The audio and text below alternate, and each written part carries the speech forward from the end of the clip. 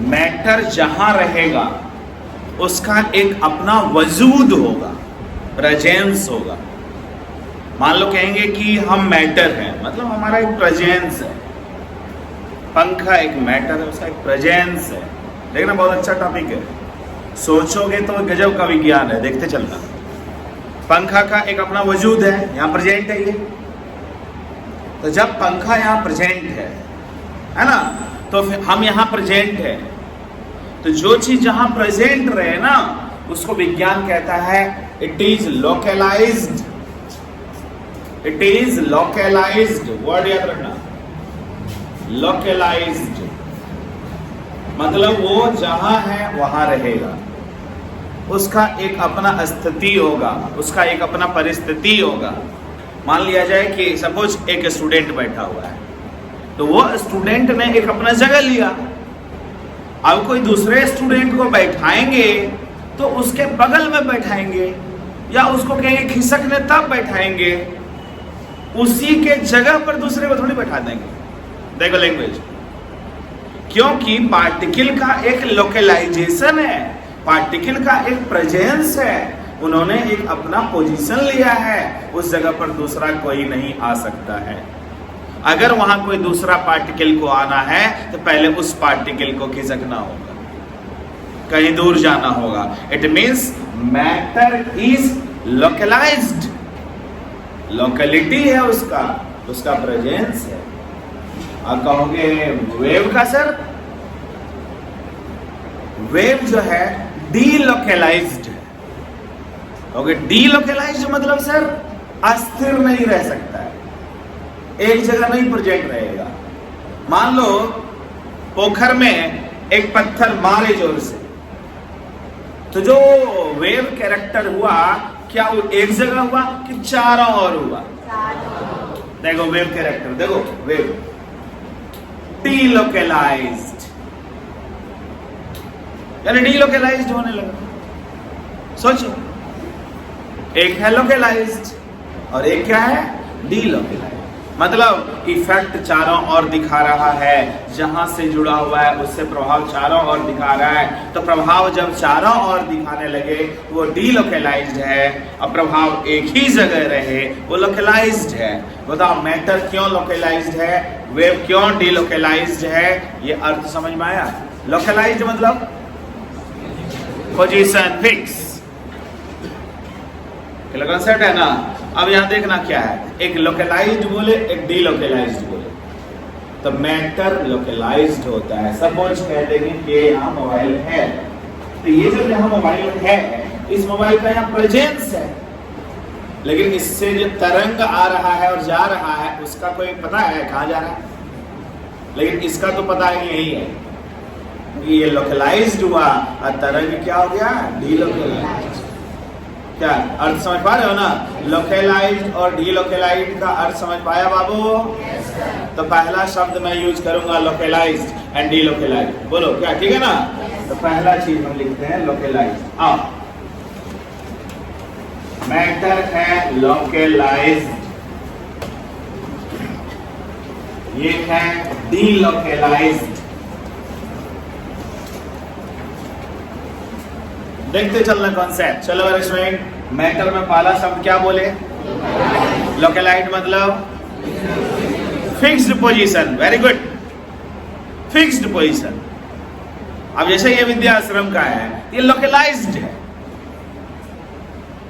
कि हाँ इस जगह पर जाओ, सर से मुलाकात हो जाएगी, ऑफिस में कोई न कोई जरूर होंगे, मुलाकात हो जाएगी। लोकलाइज्ड है तब तो। हम आज यहाँ रहते, कल कहीं रहते, परसों कहीं रहते, फिर कहीं रहते, फिर कहीं रहते, ये होगा डीलोकलाइज्ड। क्या लैंग्वेज समझ पाया?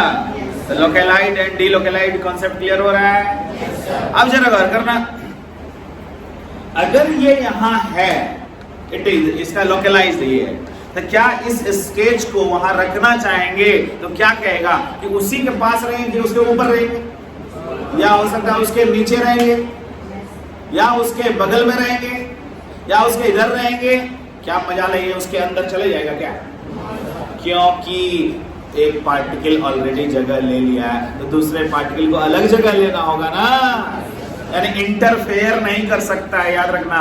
पार्टिकल कभी भी इंटरफेयर नहीं कर सकता है। बोलो कॉन्सेप्ट क्लियर हुआ? पार्टिकल कभी भी इंटरफेयर समझ पाया? दखल अंदाजी, दखल करना। क्या ये वहां दखल कर पाएगा?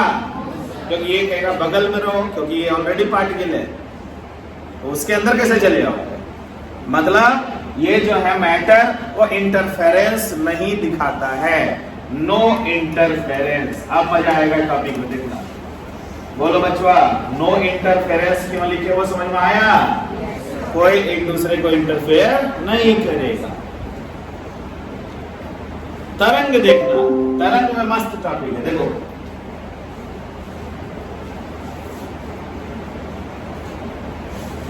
बाबू तरंग में बता मेरे स्टूडेंट, वो भी अपना लाइट दे रहा है ना? मजा आएगा। क्या वो भी लाइट दे रहा है कि नहीं?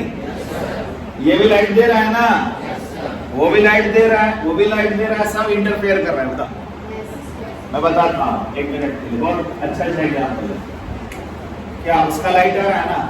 क्या मेरे स्टूडेंट उसका लाइट वहां तक नहीं जा रहा है क्या? तो वो अपना आ रहा है, ये अपना जा रहा है। लैंग्वेज समझना। बोलो, दोनों एक दूसरे को इंटरफेयर किया कि नहीं?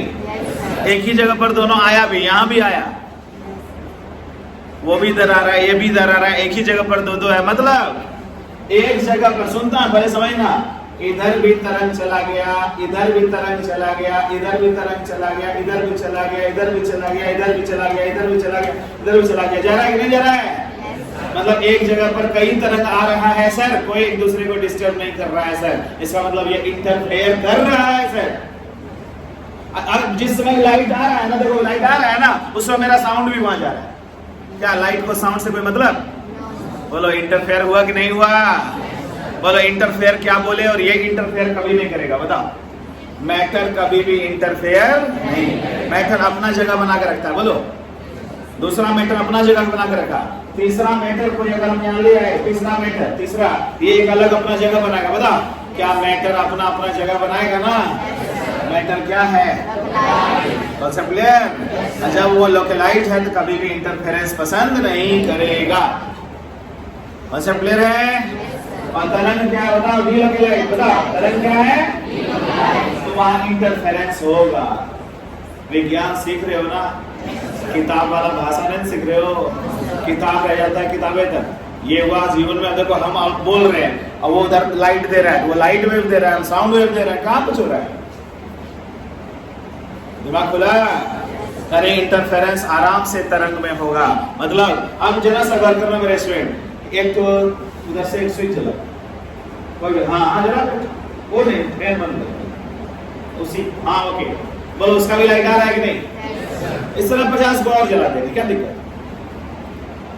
एक दूसरे को इंटरफेयर कर रहा है, नो प्रॉब्लम, अब ऑफ कर दो। बोलो इंटरफेरेंस लैंग्वेज समझ में आया? आएगा, इधर से जाएगा, नो प्रॉब्लम, इंटरफेरेंस होगा। आप देखते होंगे रूम में कभी कभी 2-3 का बल्ब जला होगा तो एक इमेज उधर बन रहा होगा, एक इमेज उधर बन रहा होगा, ऐसा होता है कभी कभी। क्या इंटरफेरेंस है? सब अपना प्रभाव दिखाना चाह रहा है। तो अर्थ क्या मेरा सेंस हुआ कि बताओ वेव इंटरफेरेंस आराम से करेगा। क्या कौन बच्चा नहीं समझा पूछो, या सब समझा तो बोलो, समझ पाया? वेव इंटरफेरेंस करेगा, है ना? अच्छा से याद रखना, source interference.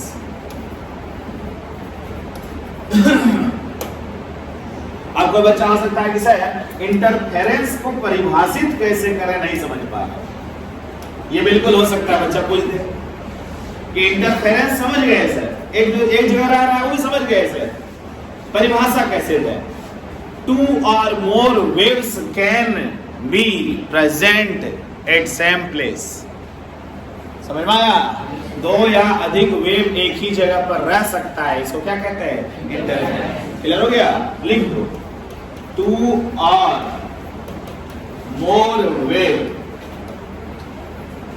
can be present in the same place। अब तो एकदम स्पष्ट कर दिए।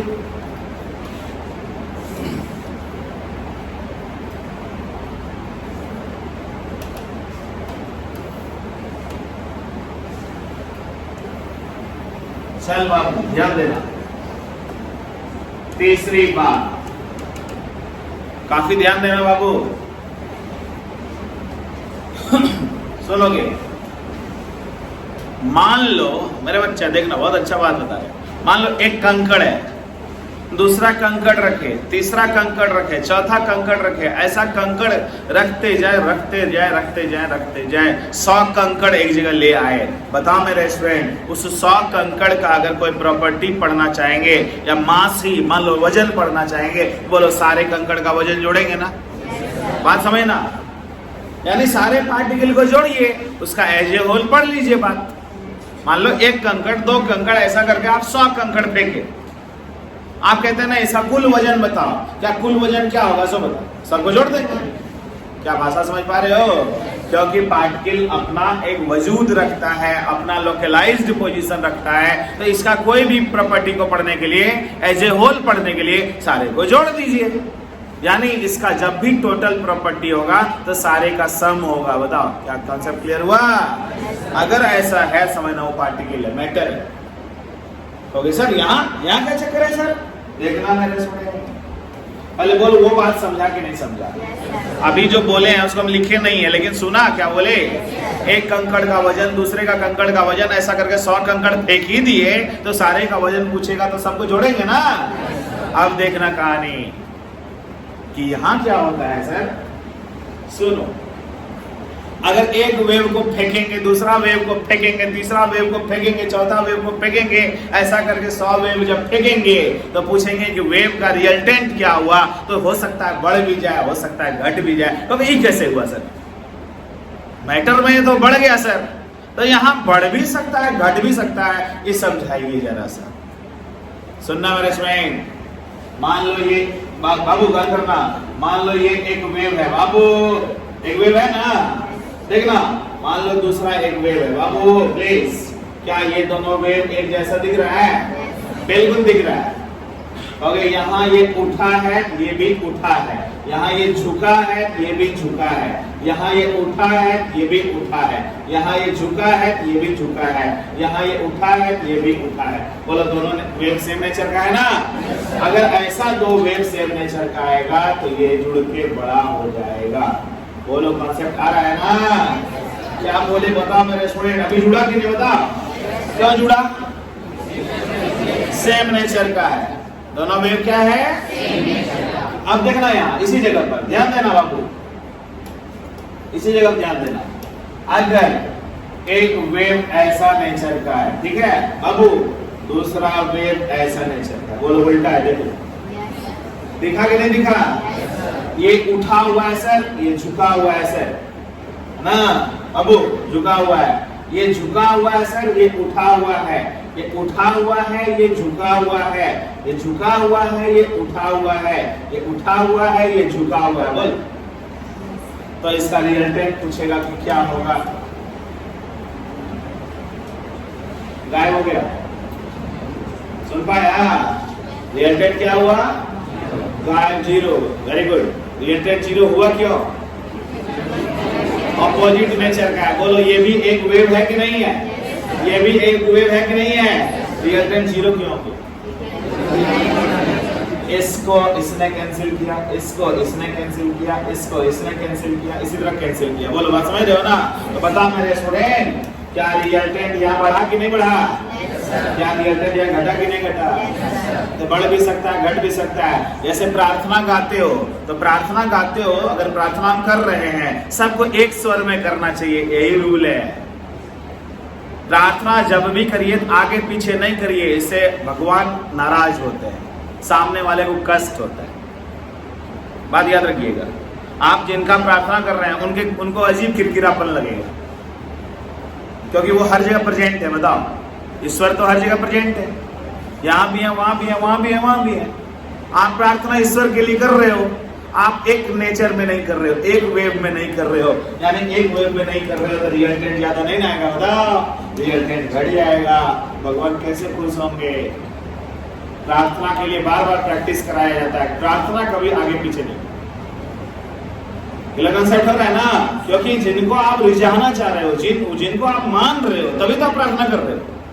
तो वहां तो एक स्वर हो जाओ, क्योंकि वहां तक जल्दी पहुंचेगा शक्ति। क्योंकि सारे बच्चे एक साथ अगर ध्यान कर ले, प्रार्थना कर ले, तो शक्ति आना ही होगा वहां। क्योंकि कितने आत्मा मिल के उनको याद करके बुला रहे, तो आना ये जगह कहता है भाव बना के करना चाहिए, एक राग में करना चाहिए, ताकि रियल्टेट ज्यादा आए। अगर जरा सा भाव गड़बड़ हो गया, रियल्टेट कहाँ चला जाए जी। और एक मास, 2 मास, 3 मास, 4 मास, 5 मास, 6 मास, 7 मास, 8 मास, ऐसे करके 100 मास आएंगे, तो सबको जोड़ेंगे तो ज्यादा ही होगा ना।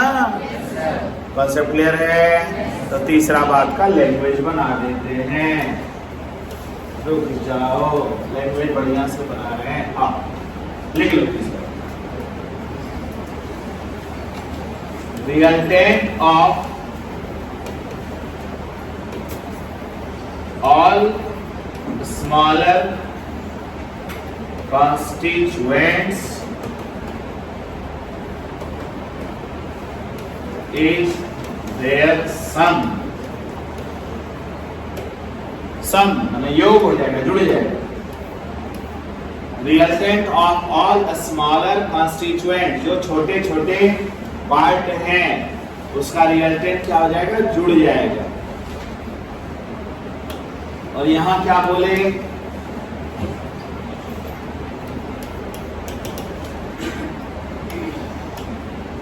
Resultant of all smaller waves may be greater or lesser।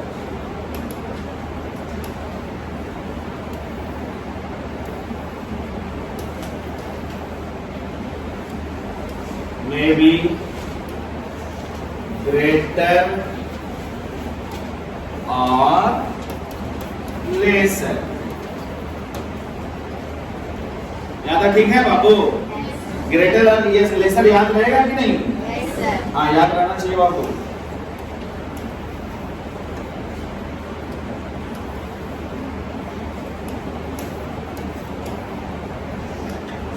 चलो आप पहले मेरा बच्चा लोग आज क्लास आते ही एक चीज समझा। क्या समझा? मैटर और वेव क्या होता है, ठीक है ना? इतना क्यों समझाए, इसका राज खोलते हैं कि मैटर और वेव का चक्कर क्या है। देख, डी ब्रॉगली क्या बोला, सुनना बाबू। डी ब्रॉगली बोला lambda equal to h by m v. De Broglie एक वैज्ञानिक थे जिन्होंने बोला लैम्डा बराबर h by m v. Lambda मतलब वेव कैरेक्टर। बोल बच्चा, लैम्डा मतलब वेव कैरेक्टर। कहोगे थोड़ा समझा दीजिएगा सर। बिल्कुल समझा। लैम्डा कौन सा कैरेक्टर है? एम माने मास, पार्टिकल कैरेक्टर, मैटर कैरेक्टर। बोलो, पार्टिकल कैरेक्टर है, बताना बाबू। जिसमें मास है वो कौन सा कैरेक्टर है? और जिसमें लैम्डा है कौन सा कैरेक्टर है? बाबू ध्यान देते रहना, इट इज लैम्डा। बाबू यहां से यहां के दूरी को लैम्डा कहते हैं। बोलो, देख बोल बच्चा, लैम्डा कहाँ होता है? वेव कैरेक्टर में। खुल के बोलना सीखो। मास कहाँ होता है? क्लियर कॉन्सेप्ट है ना? और जब किसी वस्तु में गति देंगे तो जरूर लैम्डा होगा। सुना? जब किसी वस्तु में गति देंगे, क्या डरता है? तुम तो डरेगा रे, डरने के लिए पढ़ा रहे हैं। बोलो, जब किसी वस्तु ने मास, बोलो ना, जब किसी वस्तु में क्या देंगे? स्पीड देंगे, गति देंगे, तो उसमें जरूर क्या निकलेगा? यानी वेव कैरेक्टर आएगा। बोलो, है ना? और ये तो कांस्टेंट, डरो मत, वो कांस्टेंट। अब सुनो बाबू, H क्या है? प्लैंक का कांस्टेंट, वैज्ञानिक है, प्लैंक का कांस्टेंट है। बोलो, तो वो कांस्टेंट है और ये मास है, ये वेलोसिटी है और ये लैम्डा। क्या समझ पाया? Lambda equal to h by m v. यानी किसी वस्तु में अगर तुम गति दोगे वह लैम्डा जरूर निकलेगा। पहले यहाँ तक माना? चाहे क्रिकेट का बॉल ही क्यों ना हो, क्रिकेट का बॉल को कस के फेंकेंगे, उसमें भी वेव कैरेक्टर है, क्योंकि कैमरा उसको पकड़ लेता है कैसे जा रहा है, किस गति से जा रहा है। बोलो, पकड़ता है ना, बता देता है 160 किलोमीटर पर आवर, ऐसे बोलता है कि नहीं है, 140 किलोमीटर पर आवर, क्योंकि वो नाप लेता है किस गति से ही जा रहा है ना। तो अगर मान लो कि बैडमिंटन खेल रहा है तो कॉर्क में जो रैकेट मारता है, फर फर ऐसा आवाज आता है ना। तो इसका क्या मतलब है, तू जब किसी धावक को दौड़ते हुए देखता है, जैसे अभी नीरज चोपड़ा जो जेवलिन फेंका, तो उस पर क्या मतलब माइक्रो हाई क्वालिटी का कैमरा सब लगा हुआ था उसके जेवलिन को देखने के लिए कि कैसे वो जाके जमीन पर आ रहा है ना। उस समय उसका कौन सा कैरेक्टर था, वेव था ना, बोलो। यानी जबकि क्या था, जेवलिन मास, जेवलिन में दिया स्पीड, तो क्या जेवलिन में लैम्डा आया कि नहीं, बिल्कुल आएगा सर, हर चीज में लैम्डा आएगा सर, बस उस वस्तु में क्या दे दीजिए कॉन्सेप्ट। यानी पहले इतना बात को हम लिखें, तुम लिख लिए होंगे पहले भी, अभी भी लिख सकते हो, हम अभी कुछ लिखेंगे, है ना। जल्दी करना, मजा आएगा टॉपिक में। टॉपिक बहुत तुम पढ़ रहे हो एडवांस्ड, थोड़ा पढ़ने में भी इंटरेस्ट जगा, रीडिंग मारने।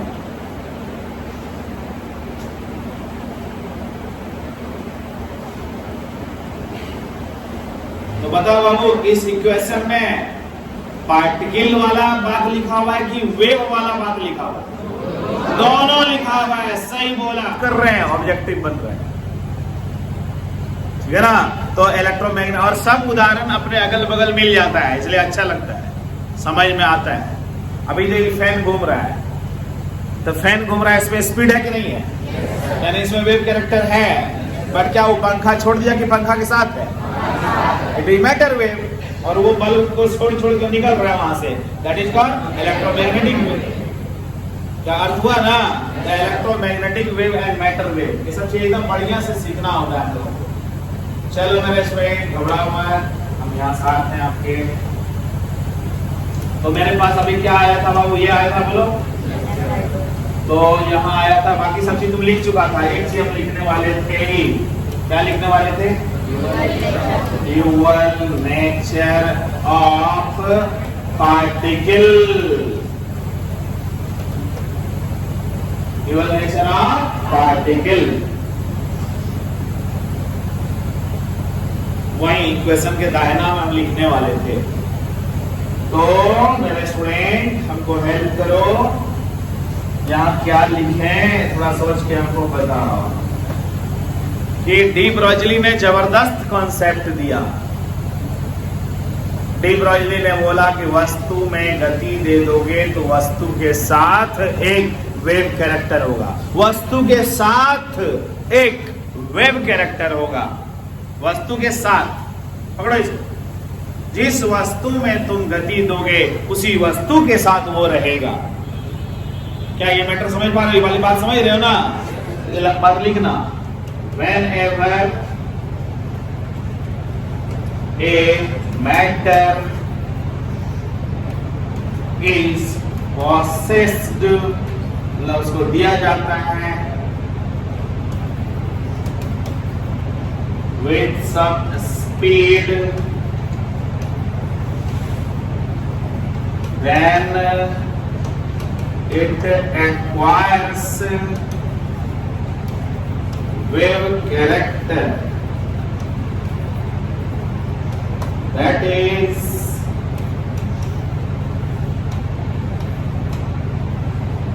matter wave is produced, matter wave is produced। ये सामान्य वेव नहीं हुआ, मैटर वेव हुआ। आओ बाबू आओ, अब जरा सोचो, calculate the wavelength of a wavelength associated with a cricket ball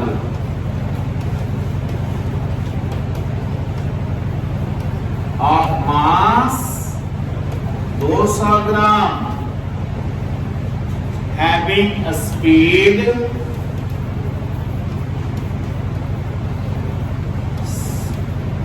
600 metre per second. क्या करें सब मिलजुल के आपको बताओ। बोलो बोलो, ठीक तो बोलते हो। लैम्डा इक्वल टू, तो सबको एसआई यूनिट में लाना होगा या सीधी यूनिट तो सेम रखना चाहिए। तो h का मान है 6.6 गुना 10 पर power minus 34 joule second. h हो गया, फिक्स है, कांस्टेंट है। m है 200 ग्राम, केजी में कन्वर्ट करेंगे 200 बटा 1000 0.2 केजी। क्या बच्चा ठीक है? और वेलोसिटी तो दिया हुआ है 600 मीटर पर सेकेंड। तो अब जाके रखना होगा 6.6 गुना 10 पर पावर माइनस 34 बाय 0.2 गुना 600। बोल बच्चा ठीक जा रहा है? देखो तो आगे क्या करें बच्चा, बोलो तुम लोग। और सर ये दशमलव काट दीजिए सर, ठीक रहेगा। दशमलव काट दिए बाबू, दशमलव काट दिए बाबू। ये 2 जीरो को सर ऊपर भेज दीजिए, ठीक रहेगा। ये इसको भेज दीजिए सर। क्या हो गया बाबू बोलो? -36 बोलो ना, नहीं हुआ? -36 हो गया बाबू। 2 जीरो ऊपर भेजिए। अब क्या बचा बाबू? 66 बटा 12। बोलो 66 बटा 12 समझते हो? 5.5 गुना 10 पर पावर माइनस 36। क्या निकाला तुम? क्या निकाला तुम? क्या निकाला तुम? क्या निकाला तुम? अभी तक नहीं बोल रहा है। क्या निकाला? निकाला ना? तुम यूनिट मीटर में होगा। लैम्डा डिस्टेंस है ना रे बबुआ, बबुआ लैम्डा क्या है रे? यहाँ से यहाँ के बीच का तो यूनिट डिस्टेंस वाला ही ना लिखोगे बाबू, केयर करना। यूनिट डिस्टेंस वाला लिखोगे, ठीक है? एक बात तुम गौर नहीं कर रहे हो, माना साइंस वाला फ्लेवर नहीं दे रहे हो। विद्वान बच्चा को शायद देखो नहीं रहा सर, सब कुछ हो गया सर, न्यूमेरिकल बन गया सर, जो वैल्यू आया ना सर बहुत छोटा आया सर। 10 पर पावर माइनस 36 बहुत छोटा हुआ, बोलोगे? -36 है थोड़ा या 36 है? दिमाग क्या उड़ रहा है सो देखो कि सर आ गया, लैम्डा कैलकुलेट कर लिए सर, ये बहुत छोटा आया सर, क्योंकि -36 तो एकदम मैंने छोटा हो गया सर। यानी वेव कैरेक्टर जो डेवलप किया ना सर बहुत कम किया। क्यों जानते हो मेरे स्टूडेंट? क्यों कम किया? सुनो, क्योंकि इसका वजन कितना है? 200 ग्राम। वजन कितना है? 200 ग्राम। अच्छा खासा वजन है, बोलो अच्छा खासा वजन है। अच्छा खासा वजन मतलब हुआ बड़ा पार्टिकल है, बोलो अच्छा खासा वजन मतलब, यानी याद रखना मेरे स्टूडेंट, बड़ा पार्टिकल होगा तो वेव कैरेक्टर कम हो जाएगा। सुना रे बच्चा? बोलो पार्टिकल जब बड़ा होगा तो वेव कैरेक्टर कम होगा ना? बताओ मेरे स्टूडेंट इसका वेव कैरेक्टर इतना कम क्यों आ रहा है? बहुत जबरदस्त पढ़ा रहे हैं, थोड़ा है अपना अनुभव के कारण इतना जबरदस्त सिखा पा रहे हैं आपको। बोले कम क्यों आया? समझ में आया? क्योंकि वो 200 ग्राम जो है ना सर बहुत बड़ा है सर, इसीलिए लैम्डा एकदम छोटा आ रहा है सर। इसमें एक काम करिए सर, मास एकदम छोटा कर दीजिए। मेरे स्टूडेंट क्या बोले? मास एकदम छोटा कर दीजिए, देखिए वेव कैरेक्टर बहुत आएगा। क्योंकि मास छोटा करें तो किसको लाए रे? इलेक्ट्रॉन को लाइए। सुना? किसको लाने बोले? इलेक्ट्रॉन। बोलो बोलो, पूरे केमिस्ट्री फिजिक्स में सब जगह पर सबसे कम मास किसका है? इलेक्ट्रॉन का। कहता उसको लाइए ना, देखिए कितना अच्छा वैल्यू आता है। सब बच्चा लोग समझ रहा है कि नहीं समझ रहा है? बताओ, डी ब्रॉगली में सवाल बना दिए, न्यूमेरिकल बना दिए, वैल्यू बहुत कम आ रहा है। लैम्डा का वैल्यू कम क्यों आया? मास बड़ा है, बड़ा बड़ा पार्टिकल है। कह रहा है ये सब इक्वेशन तभी चलेगा जब मास एकदम छोटा रहना चाहिए, और एकदम सूक्ष्म कण होना चाहिए, आंखों से नहीं दिखे ऐसा कण होना चाहिए। सुना? तो वैसा वैसा कण को लाइए। हम अभी इसी क्वेश्चन में ला रहे हैं इलेक्ट्रॉन का मास, तब मजा आएगा देखने में। बोलो ठीक है ना? देख बहुत अच्छे से सीख पा रहे हो। देखो हाँ, same question. If an electron is possessed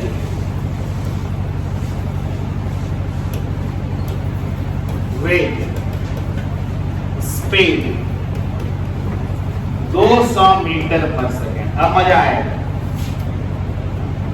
Then calculate its lambda। बोल बच्चा, हो गया ना? ओके कैसे? Lambda equal to h by mv। फिर वही कर दिए सर। h जो है 6.6 गुना 10 पर पावर माइनस 34 जूल सेकेंड कर दिए सर। मास 9.1 गुना 10 पर power minus 31 kilogram mass of electron होता है, लिख दिए। स्पीड 200 मीटर पर सेकेंड लिख दिए सर। बोल बच्चा, लिखे ना? अब ये सब बात को वहां जाकर रख रहे हैं बाबू तुम्हारे सामने। अब h का मान 6.6 गुना 10 पर पावर माइनस 34 बटा 9.1 गुना 10 पर पावर माइनस 31 गुना 200। क्या भाई ठीक है? एंजॉय करना दिल लगा के।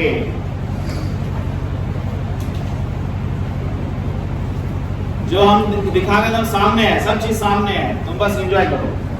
अब तुम थोड़ा हमको हिम्मत दो कि पहले इस दोनों का दशमलव हटा लीजिए आपसे। क्या हिम्मत दोगे ना? कि पहले आपसे वो करिए, पहले दोनों का दशमलव हटाइए। हट गया सर। आगे आओ बाबू, ये माइनस 31 है, सब बच्चा सपोर्ट करो। क्या है? इसका 2 जीरो, तो माइनस 31 और 2 जीरो माइनस 29। सुना कि नहीं सुना? माइनस 29 को ऊपर ले चलो, प्लस 29, माइनस 34 और प्लस 29 चला गया, माइनस 5। सुना बच्चा? बोलो माइनस 5 क्यों लिखे सर, पहले ही बताओ। क्लियर हुआ कि नहीं हुआ? ये माइनस 31 है, ये 2 जीरो है, तो माइनस 29 हो गया, और ऊपर गया तो प्लस 29 हो गया, माइनस 29 में प्लस 29 हो गया, माइनस 5 हो गया। अब क्या क्या बचा बोलो बात? 66 बाय 180, 91 दूना 182, बोलो हुआ ना? अब यहाँ से यहाँ भाग दे देंगे बाबू, अब यहाँ से यहाँ भाग दे देंगे 0 पॉइंट, यहाँ भाग दिए 0, तो 660 हो गया, 180 चौके में जाएगा 3 आ जाएगा, 66 को 182 से भाग दे 66 डिवाइडेड बाय 182, 0.36 बोलो बाबू ठीक है? 0.36 सपोर्ट करो हमको, गुना 10 पर पावर माइनस 5। याद आया मेरे इसमें? क्या निकला मेरे इसमें? लैम्डा निकला। और वहां भी क्या निकला था मेरे इसमें? लैम्डा बहुत कम था ना, बोले इसके तुलना में भी बहुत बड़ा है सर। क्या भाई ठीक है? बताओ इसका लैम्डा ज्यादा क्यों आया? बोलो ज्यादा क्यों आया? अब समझ में आया डी ब्रोगली का इक्वेशन बड़ा पार्टिकल के लिए सही रहेगा कि छोटा के लिए? छोटा के लिए, बड़ा के लिए सही नहीं रहेगा। क्योंकि बड़ा मतलब क्या हुआ? चट्टान, बड़ा बड़ा माने एरोप्लेन है ना, और बड़ा बड़ा प्लेनेट, रॉकेट, ये सब बड़ा मास हुआ। बड़ा मास में भी वेव कैरेक्टर है, लेकिन उसका वेव कैरेक्टर बहुत कम दिखेगा, और छोटा मास में वेव कैरेक्टर बहुत ज्यादा दिखेगा। अब बताओ मेरे स्टूडेंट, तो छोटा मास वेव कैरेक्टर ज्यादा दिखाएगा ना, अब बड़ा मास में वेव कैरेक्टर कम दिखेगा। वेव कैरेक्टर ज्यादा डेवलप कब होगा? मास कम रहेगा। अच्छा जहां ज्यादा मास हुआ उसका वेव कैरेक्टर कम होगा। क्या कॉन्सेप्ट क्लियर हुआ? क्योंकि हमने एक ही जगह पर दो न्यूमेरिकल बना के समझाए। ठीक है, तो मेरा बाबू कंक्लूजन लिखो पहले। यहाँ बहुत कुछ है पढ़ाई, पर मन लगा के पढ़ो को। कंक्लूजन, वेव कैरेक्टर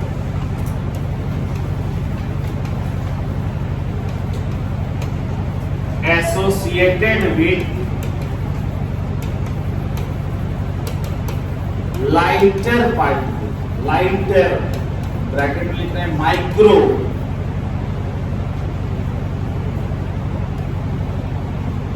पार्टिकल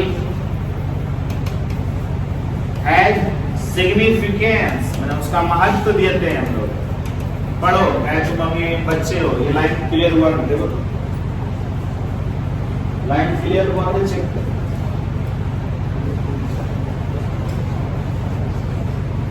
क्या लिखा हुआ है? क्लियर हुआ? क्या लिख दिया बताओ? महत्व देते हैं। किसका महत्व देते हैं? हल्का पार्टिकल। हल्का पार्टिकल के लैम्डा का महत्व देते हैं, भारी पार्टिकल का लैम्डा का महत्व नहीं दे पाते हैं। लिखो, while wave character of heavier particle is negligible। सुना बच्चा? क्या लिख दिए? क्या लिख दिए? और टेस्ट में डाल देंगे डी ब्रॉयली पर घुमा घुमा के क्वेश्चन, तो वहां गलत नहीं कर देंगे। डी ब्रॉयली जब पढ़ा रहे बढ़िया से, तो डी ब्रॉयली पर क्वेश्चन भी रहेगा। ठीक है, सीखते चलो। बोल बच्चा, क्या कंक्लूजन मिला? समझ में आया? क्या कंक्लूजन मिला बताओ?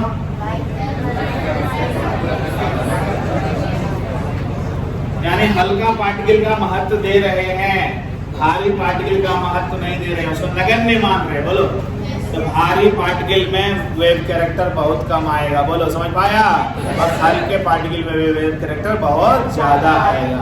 कॉन्सेप्ट क्लियर हुआ? आप मैंने डी ब्रॉयली खोज के पढ़ सकते हो, पेज बता देंगे हम, ऐसे भी अभी खोजो, पढ़ के देखना खोज के। और उधर वर्क कल दिए थे कुछ कुछ क्वेश्चन, उसको बनाओ, खूब मजा भी आएगा, इंटरेस्ट जगता है कि हम भी जान गए, जानकार हैं।